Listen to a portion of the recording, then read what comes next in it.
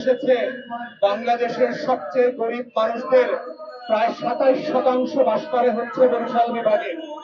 আজ থেকে 20 বছর আগে যেটা আমরা জানতাম যে রংপুর বিভাগ নাকি মঙ্গা পীড়িত, রংপুর বিভাগ নাকি দুর্ভিক্ষ পীড়িত, রংপুর বিভাগে নাকি মানুষ না খেয়ে দুর্ভিক্ষ অঞ্চলের মতো করে জীবন যাপন করে।